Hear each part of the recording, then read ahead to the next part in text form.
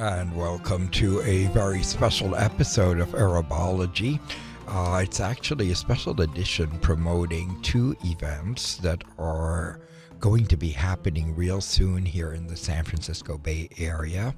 One of them is the Arab Film Festival, which will be taking place for its 27th edition in San Francisco in November.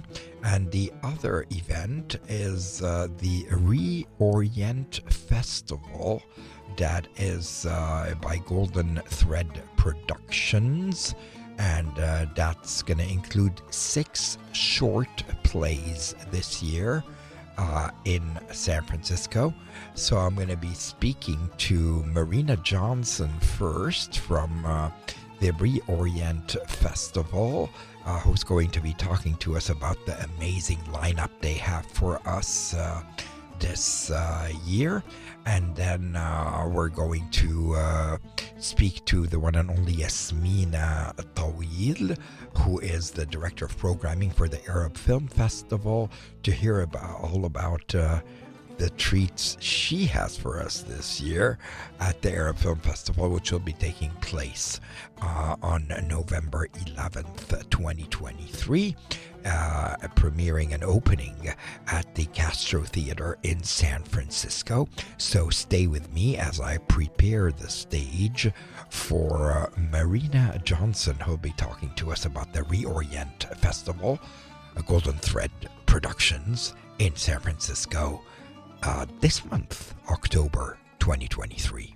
You're listening to Ramzi, Salti. The show is Arabology.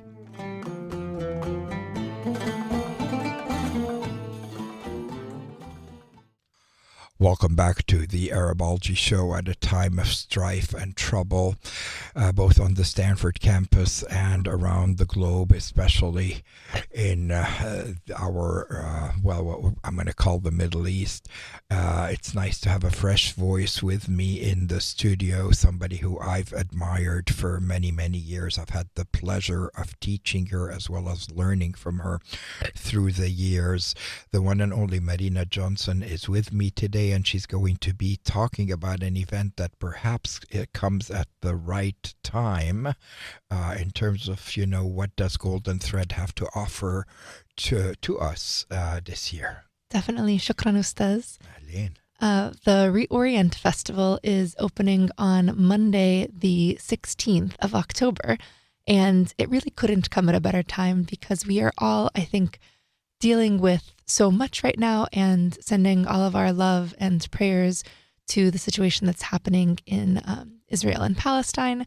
And so it feels like a privilege to be making theater and also such a necessary thing. So these plays that are happening in the ReOrient Festival, there are 6 of them. There's 6 short plays. And they are by playwrights who you might have seen their work before and playwrights who might be new to you as well, which I think makes it such an exciting festival. So I am a dramaturg for 2 of the plays. And I do want to interrupt you and say, I'm one of the 2 people on earth who didn't know what that is. Oh, definitely. You're not in the minority there. So what is that? A dramaturg can be a lot of different things. In a new play process, and most of these plays are making their, if not their world premiere, then their West Coast premiere. But a dramaturg is someone who does research for the plays and the playwrights, or just asks questions as that play is sort of being birthed into the open and saying, oh, well, this character says this here, and how can we make this either more cohesive, or really just asking the questions to try to help the playwright bring that play forth in the best way possible. And working with the directors. And it kind of puts you in a good position to speak about all the plays, because technically you've been involved here and there with every one of the short plays, practically. I've been working on the 2 mostly. So I've been working on A Massacre by Katrin Arefy and Data Queen by Ashraf Elsayigh, who people will recognize that he's been on here before. He was sitting in the same seat you're sitting in, Marina Johnson. What an honor. When he came to KZSU at the time, he was promoting his play Drowning in Cairo, which of course was also presented at Golden Thread. Now, we should tell people that this is for the Bay Area. And it's on the Potrero stage, isn't it? Yes. In San Francisco. I believe that's at 1695 18th Street. in San Francisco. And then where can people buy tickets? They can get tickets at goldenthread.org. goldenthread.org. I wonder how we would say that in Arabic. Al-Khayt al-Dhahabi. The golden thread. But don't go to that URL. Don't type. Right, you don't probably type can't do the right? same thing there, but it is beautiful in Arabic. Isn't it? Wow. And basically goldenthread.org, and there you can get information about the plays. You can buy tickets. And most importantly, as Marina said, I think in these troubled times, theater can certainly still move us the way no other medium can. And I think that just looking at these playwrights, I am just so awed by the fact that they're going to be in San Francisco in person, many of them, to present their work. So can you tell us who are the playwrights this year? Yes, so we have Katrin Arefy, Ashraf Elsayigh, Yussef El Guindi, Arti Ishak, Sinno, and Judith Boyajian Strang-Waldau. Wow. Wow, I have to say, wow. Yeah, I mean, MashaAllah. Some of these playwrights are playwrights who I've admired and looked out for years, and some of them are new, and I know that I'll be looking for their work for a while to come because they're so exciting and innovative. But I would love to talk about one in particular that you and I both, you've met Hamid before, but Sinno. And so they are, as people know, from Mashrou Leila, and now they've written a play, and the play is called A Suicide Bomber. Wow. And that play is farcical and funny and biting and very smart. So I'm excited for people to get to experience this creative artist's work in a new way. In fact, a big salam to Hamid, who is has been an integral part of the Arabology show through the years. But also here, I want to mention that Marina herself has a podcast. And am I wrong? You actually interviewed Hamid for your podcast. I did. This episode hasn't aired yet, but my podcast. Coming soon. So let's talk about your podcast. For sure. It is called Kanefa and Shay. And you co-host it, right? I do, with another amazing DJ. Yes. Her name's Nabra Nelson, and she's a friend from theater for a while back. She's Nubian Egyptian and Euro-American. And I thought, I really want to do this theater podcast about Middle Eastern and, Swana theater. And Nabra was the perfect person to start that with. Wow. So we're in season 3. This season is all queer Arabs. Already. Yeah. MashaAllah. Marina Johnson. So, we look forward to hearing your interview with Hamid on your podcast or the upcoming episode of your show.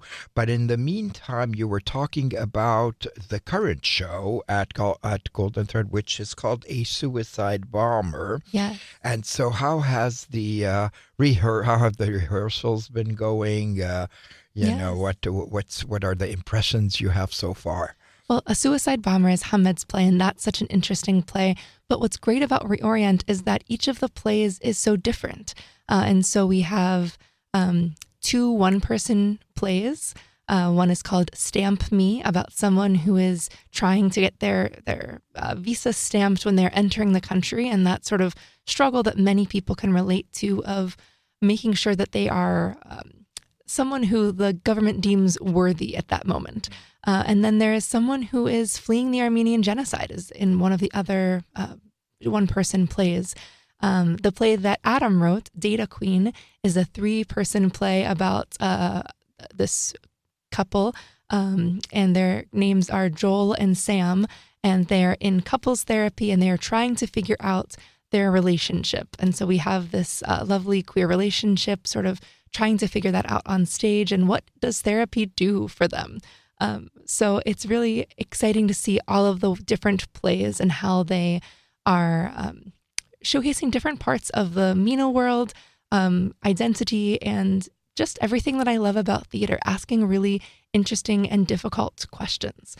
So I'm looking at the website at goldenthread.org, Marina, and just navigating a little bit, I was able to see all the plays. Let's name them and name each playwright. Perfect. So Stamp Me by Yussef El Guindi, and no one here is a stranger to Yussef's work, I'm sure, but this is the one-person play I was talking about where the character is waiting in the immigration line. Closure by Arti Ishak, where we have 2 Arabic school rivals are meeting when they are having some personal issues that they're going to deal with together. Data Queen by Ashraf Elsayigh, which is the therapy play that I was just telling you about. A Massacre by Katrin Arefy.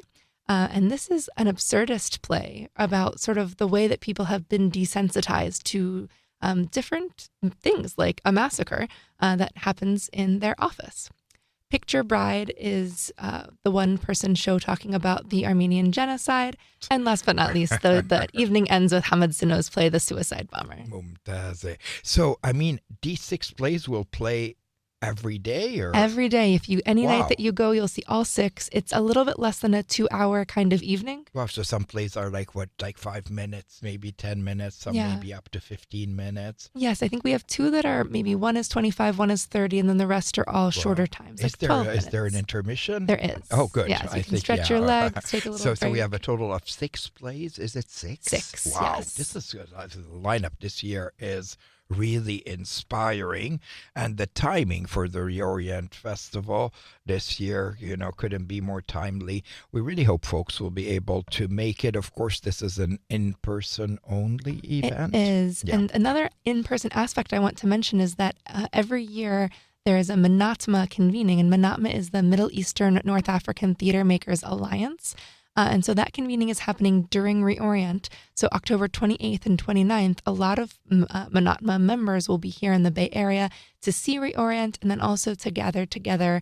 These are people who are making theater in so many different theaters across the United States and really coming together as a collective in this affinity space and talking about the work that they make and also want to continue to make together. Well, and is that in person, you said? It's it not is. A virtual? Yes, people can register on the website, though, here at Golden Thread if they're interested in attending. Okay, and registration is free, but advanced registration is required. Why? I cannot believe what Golden Thread is doing this year. And Yatiki Al-Fafia, before I end this segment with you, Marina Johnson, you are getting your doctorate, inshallah, at Stanford, and you've been working really hard at staging plays right here. I know that you're very involved in Palestinian theater as well. Can you tell people a little bit about your research, your major, and your affiliation with Stanford? Definitely. So I'm a doctoral candidate in the Theater and Performance Studies department, and I'm in my 4th year, and it's been an exciting time. So I have been doing fieldwork in Palestine in the summers, and my dissertation, I'm writing the prospectus now to get that approved.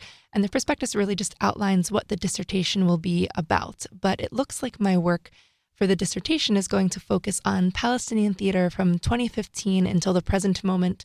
And it's really looking at the ways that theater and performance disrupt the status quo and disrupt different educational standards and the way that people are sometimes expected to live their lives. So it's looking at theater and children's theater, circus, clowning, YouTube videos, movies, etc. I mean, I can't believe how much you do.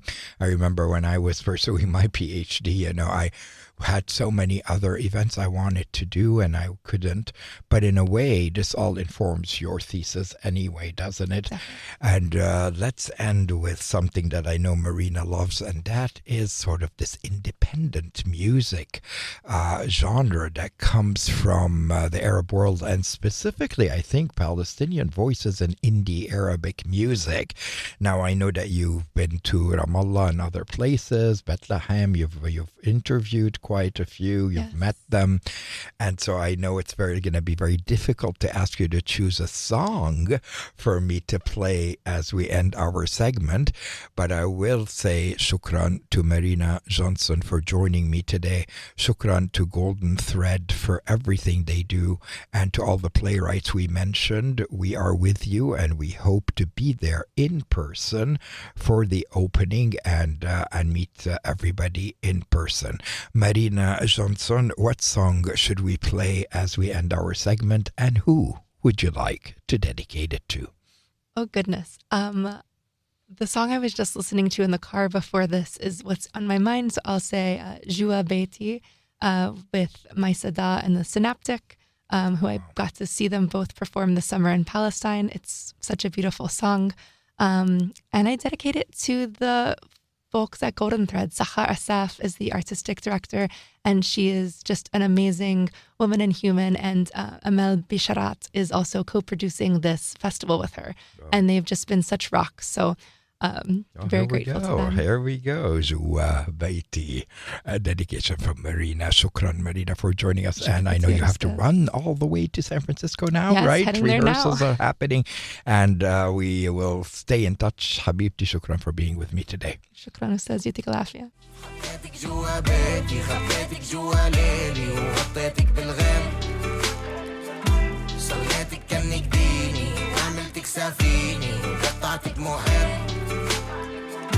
عطيتك كل روحي كل جروحي كيف بتتركيني هيك خلي كل سطوري تطفح بمخزوني وتخرج اللي كان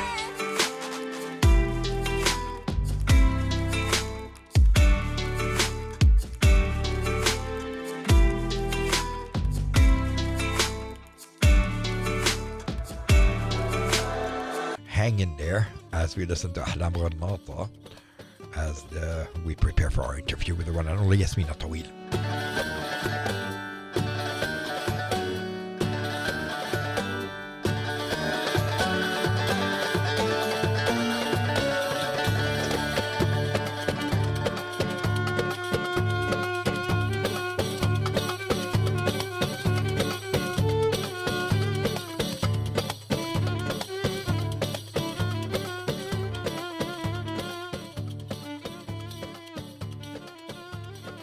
We are back with the Arabology show, and for a very special segment that we've discussed, and that is the Arab Film Festival, which is taking place in San Francisco starting on November 9th. And I have with me all the way from New York, Yasmina Tawil. Ahla wa sahla. Hi, Ramzi. Thanks for having me. Kifik ya Yasmina? Yeah. I'm just so happy to talk to you because I know how hard you've been working all year for you to be able to deliver this amazing lineup of films starting on November 10th at the Castro Theater in San Francisco and then moving on to other places. Can you tell us a little bit about this year's festival? So this year's festival, as you said, will open at the Castro and we'll have select screenings in both San Francisco proper, as well as out in the East Bay at venues such as the Roxy and the New Parkway, with some additional venues to be announced. And we've got a fantastic lineup, some of the premier Arab films from across the Arab world, from countries such as Jordan, Morocco, Palestine, Saudi Arabia, and I'm very excited about it. In particular, our opening night film, we will be hosting the US premiere of the film Hajjan from Abu Bakr Shawky, AB Shawky, whose film Yomadin we showed back in 2019. So I'm very excited to have his work back at the festival and opening our event this year. Yasmina, I want to talk a little bit about the Arab Film Festival, which is technically now like the child of the Arab Film and Media Institute. But as a film festival, this is the 27th edition of it. And you've been involved in for quite a few years. What do you have to tell us about this year's selection other than the opening night film? Well, I know there's one film I'd love to highlight that I know you are a big fan of, and that is the film Inshallah a Boy from Jordan, which is actually Jordan's submission to the Oscars this year. That is going to be definitely one of our premiere films, a very beautiful and moving film about some of the limitations imposed on women, in this case in Jordan, and the length women will go to take care of themselves and their children in desperate moments. And it's beautifully made, and I'm very excited for that film. And I'm sure director Amjad Rashid is delighted about all this. Yes. And I mean, we have movies, as you said, we have from Saudi Arabia, the opening night. We've got Jordan represented. You mentioned Lebanon, for example. Any films to look forward to from Lebanon? Yes, I'm very excited. We will be showing Wissam Sharaf's Dirty, Difficult, Dangerous, as well as his brand new short film called If the Sun Drowned in an Ocean of Clouds. So we've got 2 from Wissam this year, but Dirty, Difficult, Dangerous is also a fantastic movie. I'm going to refer to them all as fantastic, but it's an interesting look at the love story of an Ethiopian housemaid and a Syrian refugee in Lebanon, 2 people who are not given as much freedom and rights as other folks living in the country, and how their love persists despite the odds. It has heavy themes, but it's very whimsical, and there's elements of science fiction, magical realism, which is a theme that is persisting throughout the festival. We've got a couple films that incorporate science fiction, fantasy, magic, and themes like that, which is why this year's poster takes a little bit of a science fiction approach. Unfortunately, there's a whole bunch of films that it breaks my heart that I couldn't include this year. But of course, I really wanted to, not only pick very high quality, very exciting, entertaining, beautifully made films for this year, but I wanted to make sure that they came from, a diverse number of countries telling diverse stories and diverse styles. I wanted for the festival to not be one note and to be very inclusive and interesting to lots of different people. Absolutely. There's also a showcase I want to discuss before I let you go, Yasmina Tawil, and that is the Queer Showcase. I mean, I remember when there was no such thing as an Arabic queer themed film, and now we've got so many, especially short films, that they merit a showcase of their own, these films. Can you talk a little bit about this year's showcase? Yes, this year's Queer Lens Showcase will feature 4 short films. A good friend of the Institute, Raed Rafai, who's a scholar and a journalist and a filmmaker himself, he helped me co-program it. We chose 4 films that within the theme of relationship, not just romantic relationships, but familial relationships, and how those play into how those are affected by gender and sexuality, and expectations of gender roles and sexuality. So the 4 films are Ya Benti by Anissa Elali. I'm sorry if I mispronounced that. It's a French-Moroccan film.